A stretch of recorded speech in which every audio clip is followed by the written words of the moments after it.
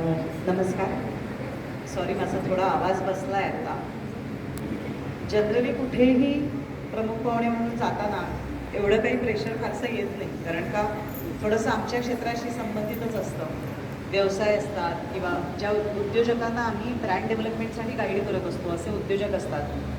कालच मी आशिषशी बोलत होते, म्हटलं मला ना जाम लाज वाटते उद्या कार्यक्रमाला जायला. तो मला म्हणाला का? म्हटलं अरे सगळेच आपले लोक आहेत. म्हटलं ऑलमोस्ट प्रत्येक स्टॉलधारकाला मी वैयक्तिक ओळखते, कारण का जेव्हापासून एक्झिबिशन सुरू झाले तेव्हापासून मी या एक्झिबिशनला येते.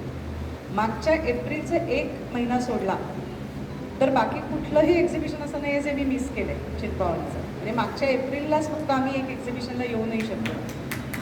आणि म्हणजे मॅडमनी तर मॅडमला तर माहिती आहे की आल्या आल्या पहिलं तिथपासून सुरुवात करायचं.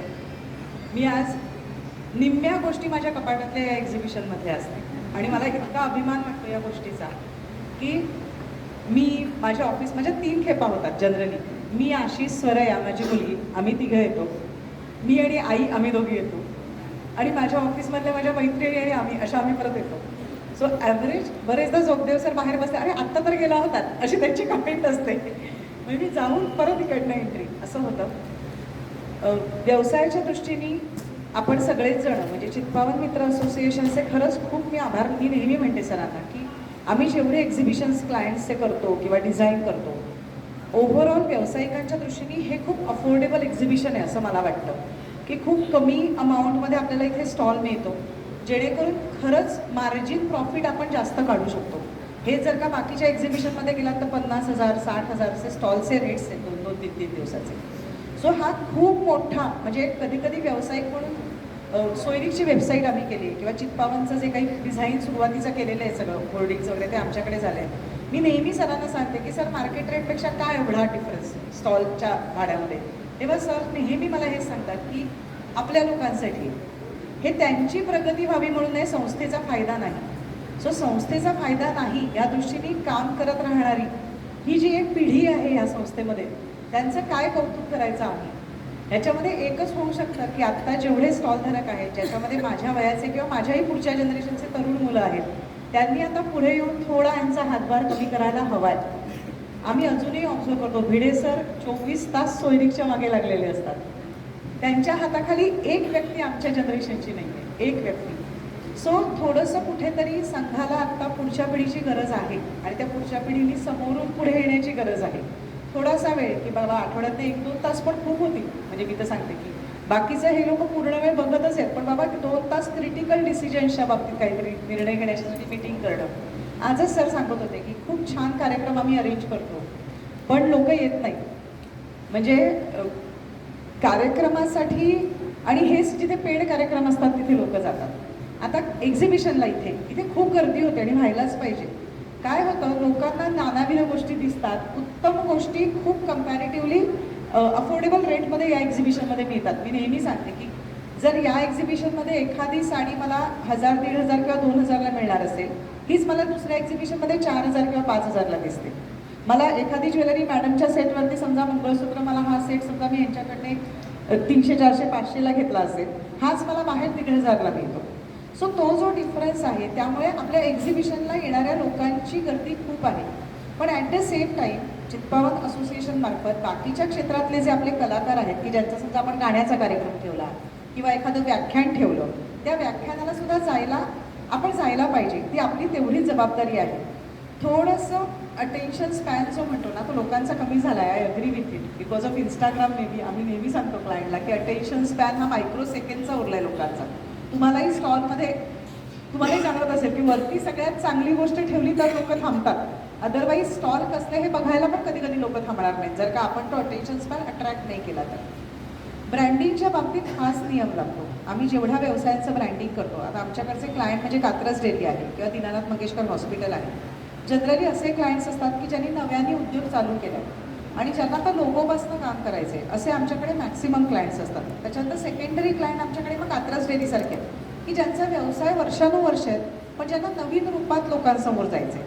म्हणजे कात्रज डेअरीचं काम आम्ही 2014-15ला चालू केलं असेल. आमच्याकडे ते ह्याच्यासाठी आले होते की डेअरी त्यांना काही विषय नव्हता की सेल हा प्रश्नच नव्हता कात्रज डेअरीला. म्हणजे मी नेहमी थट्टेत त्यांना म्हणते की मागणीपेक्षा पुरवठा कमी असलेले लोक आहात तुम्ही. की तुमच्याकडे मागणी आहे पण तुमच्याकडे पुरवठा कमी आहे, सो मार्केटिंग काच कराल तुम्ही. ते आमच्याकडे ह्या पर्पजसाठी आले की आता लोकांना कन्व्हिनियन्स द्यायला ई कॉमर्स वेबसाईट चालू करायची. सो तेव्हा आम्ही कात्रजशी जोडलो गेलो. मग हळूहळू रिब्रँडिंग ही कन्सेप्ट आली की खूप जुन्या पद्धतीचं पॅकेजिंग होतं, पॅकेजिंग नवीन करा, ई कॉमर्स वेबसाईट करा, मग टेंडरिंग ऑनलाईन करा. सो अशा पद्धतीचे क्लायंट्स आम्ही हँडल करतो. त्याच्या पुढे जाऊन बरेचसे क्लायंट्स असे आहेत की ते वेल एस्टॅब्लिश्ड आहेत. मग मे बी किर्लोस्कर इंजिनसारखे असतील किंवा दीनानाथ हॉस्पिटलसारखे आहेत की ज्यांचं सगळंच एस्टॅब्लिश आहे, ब्रँडिंग पण नवीनच आहे, हॉस्पिटलच 10-15 वर्ष जुनं आहे, 20 वर्ष जुनं असेल. सो सगळे टेक्नॉलॉजी नवीन आहे. त्यांना काय हवं असतं की ॲडव्हान्समेंटमध्ये लोकांच्या इमोशन्सला तुम्ही कसा काय हात घालू शकता आमच्या वतीने, कारण का ते कॉर्पोरेट लेवलवर काम करत असतात.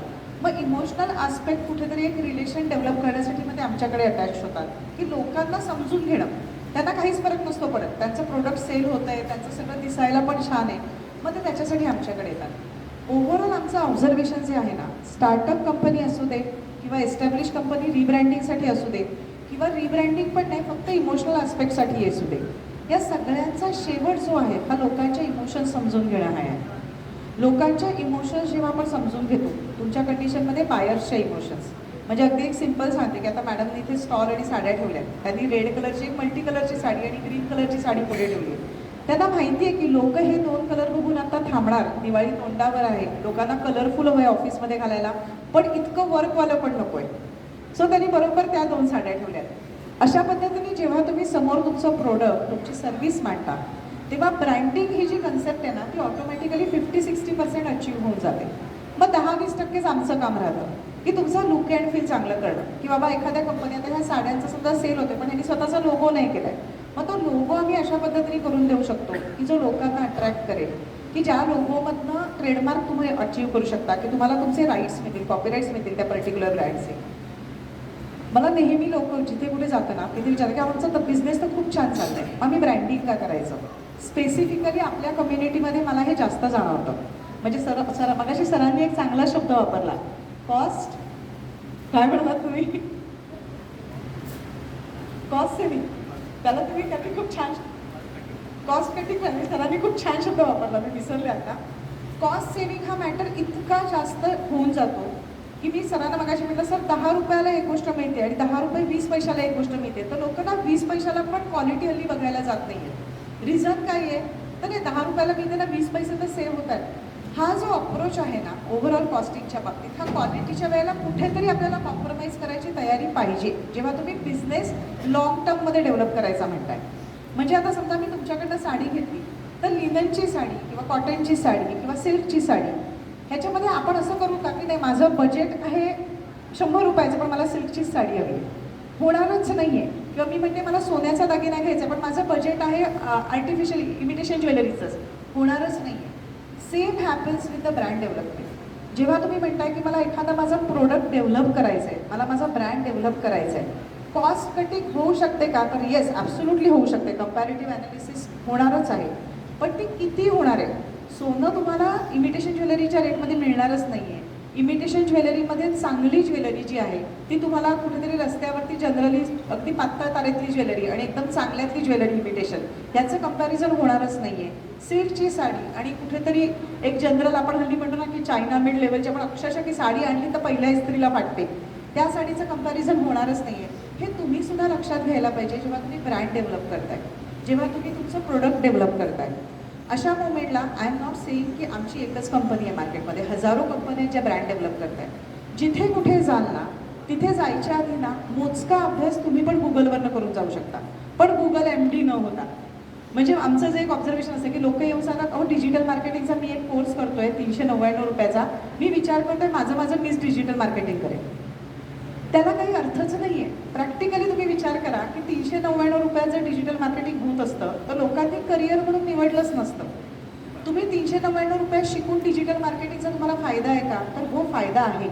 कशासाठी आहे, तर जो प्रोफेशनल डिजिटल मार्केटिंग आपल्यासाठी करतोय तो बरोबर करतोय की नाही, फक्त आपल्याला माहिती असणे की तो बरोबर प्लॅटफॉर्म वापरतोय की नाही, तो स्ट्रॅटेजी ऑप्टिमाइज कशी करतोय हे 399 मध्ये कोणीच तुम्हाला शिकवणार नाही. सो 399चा कोर्स करायला पाहिजे का, तर येस करायला पाहिजे, शिक्षण कुठलंच वाया जात नाही.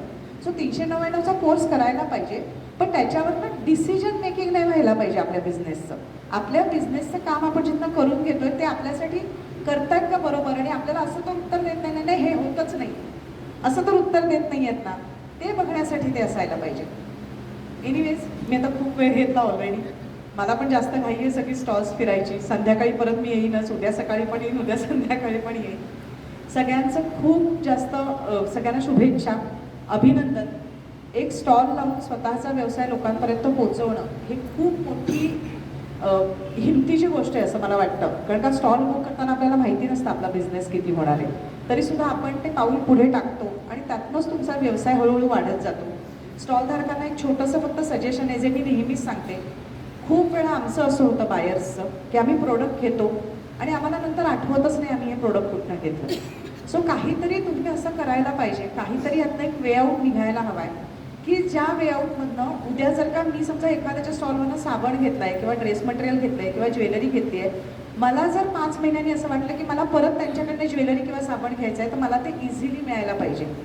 मी चितपावनला लिटरली एक रिक्वेस्ट करेन की शक्य झालं तर आपली एखादी ई कॉमर्स वेबसाईट करून जर का आपल्या स्टॉलधारकांना फक्त त्याच्यावरती टाकता आलं, नॉमिनल काही अमाऊंट, मी तर सांगेन अगदीच नॉमिनल, तर वेबसाईट डेव्हलप करायला माझा नकार नाही. वेबसाईट मी डेव्हलप करून देईन फ्री ऑफ कॉस्टमध्ये. फक्त सगळे जर तुम्ही टाकणार असाल त्याच्यामध्ये तर ती डेव्हलप करण्यात असते. म्हणजे मी 1 रुपयाही चार्ज लावणार नाही, मी आत्ताही सांगते. वेबसाईट डेव्हलपमेंट 0 रुपयात करून देईल, पण जर तुम्ही टाकणार असाल प्रोडक्ट त्याच्यावरती तर ते एवढे कष्ट घेण्यात अर्थ आहे. तर एकदा तुम्ही सगळे अप्रोच व्हा सरांना, जेणेकरून रिपीट कस्टमर तुम्हाला इझिली मिळेल. मग तुम्ही सांगू शकाल की अरे चितपावनच्याच वेबसाईटवरती आहे, तिथे तुम्ही जाऊन बघू शकता, तुमच्या लक्षात येईल तिथे बघितल्यानंतर. हवं तर तिथे तुमचा फोटो टाकून, तुमच्या स्टॉलचा फोटो टाकून पण आपण टाकू शकतो. म्हणजे लोकांच्याही लक्षात येतं की ओके, आतमध्ये गेल्यानंतर डावीकडचं 3रं स्टॉल होतं. सो तसंही काहीतरी करता येईल की अगदी नाव नाही लक्षात राहिलं तर. ह्याच्यावरती विचार करून मला सांगा. जर होकार आला तर आय अश्युअर यू पुढच्या एक्झिबिशनच्या आधी आपली वेबसाईट रेडी असेल. थँक्यू.